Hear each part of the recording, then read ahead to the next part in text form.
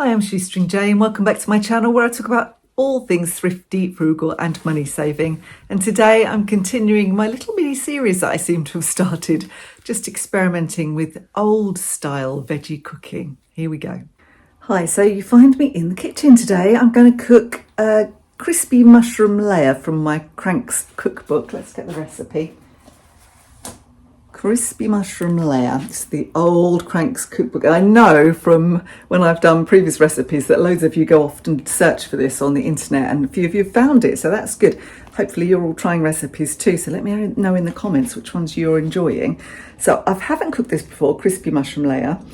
It requires breadcrumbs, mixed milled nuts, butter, 1 large onion, mushrooms, tomatoes, salt and pepper and a bit of marjoram. So nice, kind of easy sort of meal. And it does say wholemeal breadcrumbs, but I've just got ends of breads that I've just got out of the freezer that I'm just defrosting, and then I'll whiz them up in my processor in a second. Let me show you what I'm doing anyway. Let's have a little look. So I've got my ancient food processor out. It's Kenwood. It's so old, it's gone kind of weirdly yellow, but it works. So you know, I've got some walnuts and almonds because that's what I've got. So I'm going to whiz those up in a minute. So I'm going to try not to make them too powdery. I want them crunchy. Some butter, a couple of nice big tomatoes that I got from the stall in our little town outside somebody's house. They have a veggie stall. You should use 1 large onion. I can't eat a lot of onions. It makes my IBS really bad. So what I'll do is I'll get the oniony sort of flavour with a bit of onion salt. I need to add salt and pepper anyway. I've got mushrooms here. Let me give you the quantities. So milled nuts, there will be 4 ounces, 8 ounces of breadcrumbs, 4 ounces of butter or margarine. Nobody uses margarine these days. 1 large onion, 8 ounces of mushrooms, 8 ounces of tomatoes. That's just 2 large ones. Salt and pepper to taste, and a teaspoon of marjoram. So that's everything.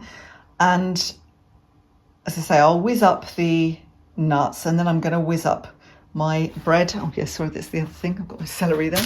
And the bread, I've just got 2 bits of white and 2 bits of wholemeal. They're just defrosting because they've been in the freezer. I just saved the bread ends for breadcrumbs. And then I'll whiz those up. I think all wholemeal would be better in this case, but I want to use these. So yeah, let's get going. So this is editing Jane interjecting at this point to say that I thought I had filmed a whole sequence of me whizzing up the breadcrumbs and whizzing up the nuts and mixing them all together, but when I looked I realised I hadn't pressed record, so instead I turned the video on as I was clearing up, so that's no good to you. So you'll have to imagine that bit. So because I'm using celery instead of onion, and it takes longer to cook than onion, I'm slicing it really thin. And I'll actually fry it off for a little bit longer than I would have onion, just to make sure it's softened. It's nice to have a bit of crunch, but you don't want it just to be overwhelmingly celery crunch. It's a good job I do actually like celery. Obviously this is going to give a different flavour to onion, and I would definitely use onion if I could, but I do like celery.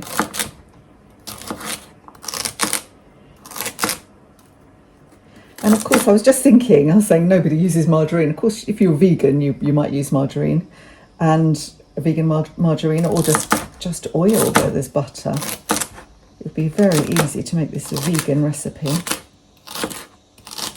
going to cut those.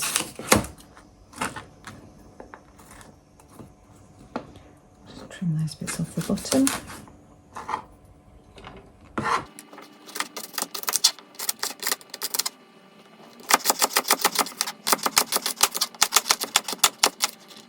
Seems like quite a lot of butter, doesn't it?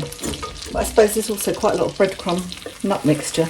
I personally probably would put more nuts in it, but I haven't tasted it yet. There seems like, well, there's double the amount of breadcrumbs as there are nuts.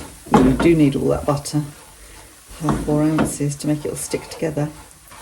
But I wonder if I'm going to regret it not being nuttier. I added salt and pepper to this. The recipe didn't say to do that, but I just thought it made sense. Nice savoury topping, a bit of pepper, a little bit of salt because the butter is salted. Turn that up a little wee bit. bit. So it's absorbed all the butter, but I guess it's got to be, you want it to be a little crispy.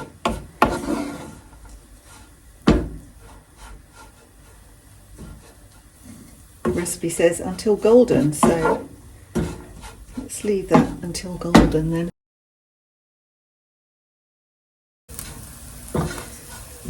Well, I don't know if they're golden. They've been on a while, so I reckon that's okay. I'm going to put those to one side to cool, wipe out the pan and fry up my veg now. I think I put too much butter in here. It's supposed to be an ounce of butter. I think I've got about 2 ounces of butter in. Still, mushrooms will absorb all of that. Let's get those sizzling. And before I forget, I'm going to add my onion salt.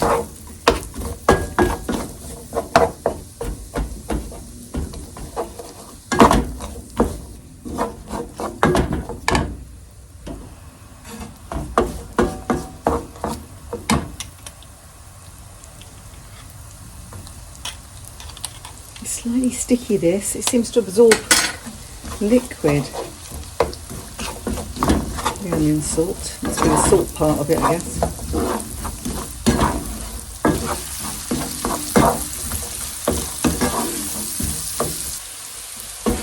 There we go. Add mushrooms.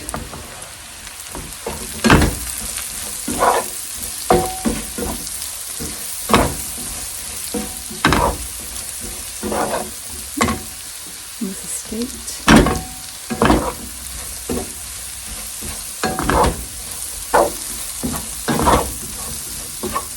Again, probably did need all that butter. I put in slightly more than they said because I was doing it that way instead of actually weighing the butter out.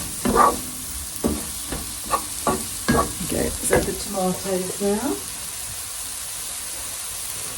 Lovely, the tomatoes just come into season, so they're lovely and ripe.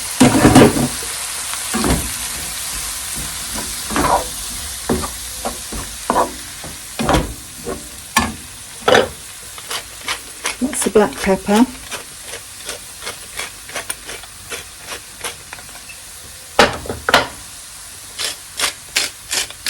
Salt. And about a teaspoon of marjoram. Nice sweet herb, it's not marjoram.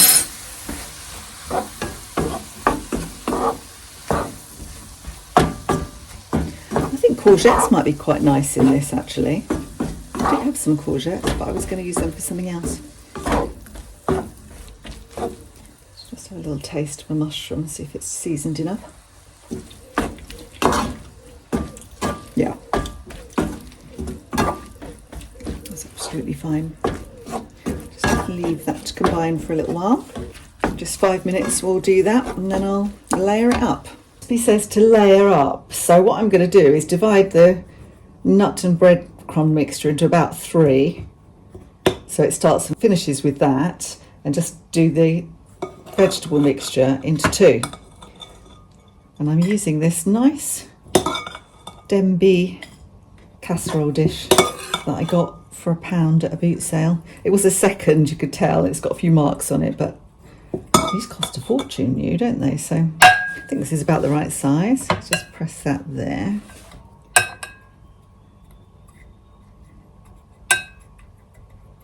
Trying to make it even, I keep making gaps in it. That will do. I'll put half of this on top.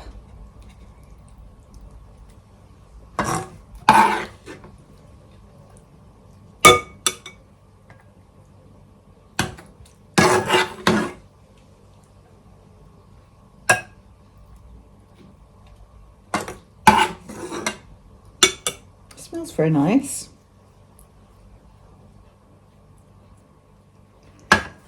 Another third of the nutty mixture.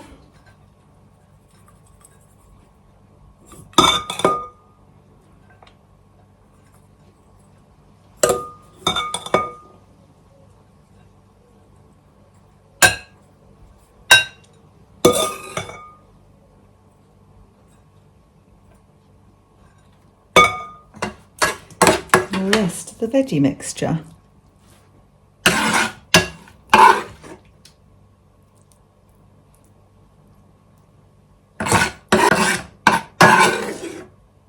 And I'll just throw the rest of the nut mixture across the kitchen, because why not?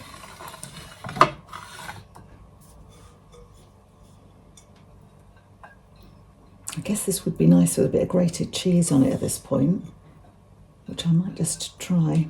I should really do the original recipe rather than adapting as I'm going along when I'm filming it, because then I can suggest adaptations. So, okay, let's not do it with cheese. Just seems like the perfect thing to go on top of this, really.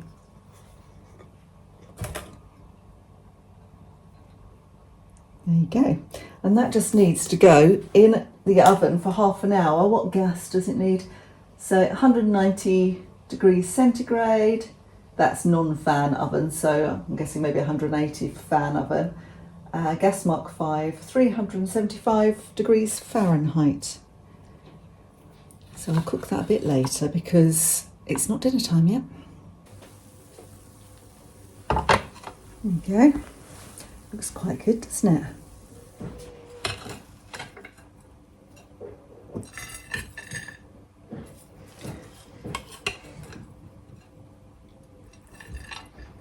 Well, I think I could have got that to hold together a bit better if I had maybe mixed an egg in it. So it's not holding together, but that's okay. Let's see what it tastes like.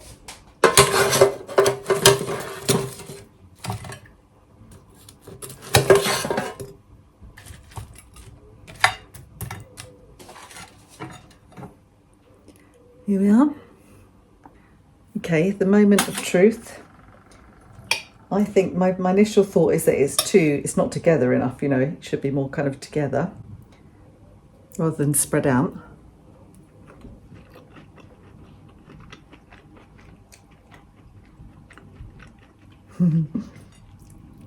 It's actually really tasty, but I definitely would have a go and do things slightly differently, just from the point of view, so spitting at you, I'd do things differently from the point of view of presentation, I think. So I think if you added an egg to the nut mixture, it would kind of hold it together so it wouldn't kind of spread out on your plate so much. But in terms of flavour, it's really nice. So after I made this dish, I ate it that night. I should say I put gravy on it. I just used vegetable gravy granules because that's what I had. And I think it really probably needs a sauce of some sort. So I just used gravy granules. It was really nice because I had roast potatoes and cabbage as well. And it actually went really well with that dish. And I already mentioned whilst I was making it that it didn't kind of hold together. And that didn't impact on the flavour at all. In fact, it was delicious. It was kind of layers of buttery nuttiness, and the fact that I hadn't whizzed the nuts up too finely was a real plus. So I think having some chunks of nut in it gave it a lovely crunch, and it was really good. And the butter, having all that butter, it was lovely. It really tasted delicious. So I had it then with Justin. He had it and he enjoyed it as well. And then we had it again the next day. Well, I did. I had it again the next day.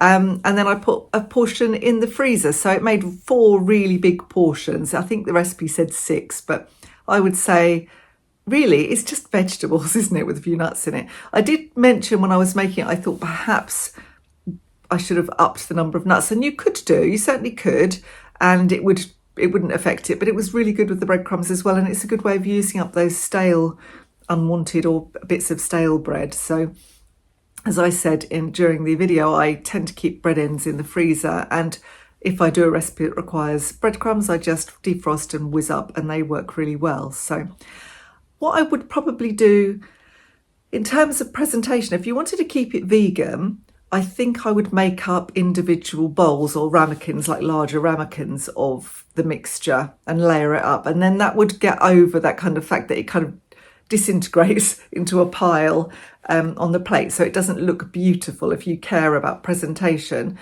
Or the other thing would be to beat up an egg and add that to your nut mixture. I think I would fry it off first and then add it, so that you get that, I think it would stop it going crispy, so you get the nice brown crispiness. So that is something I will try next time. Obviously if you're vegan you don't want to do that. So It's good to review, but from the point of view of flavour, it was really delicious. It was like a deconstructed nut roast. And it was very easy to make, and it was really delicious. So I'll definitely be making that one again. I will put the recipe, I know I said most of the measurements during the video, but I'll put the recipe in the description below. If you enjoyed this video, please give me the thumbs up and do subscribe to my channel so you know next time I am going to publish a video. Thanks so much for watching. I'll see you next time. Bye for now.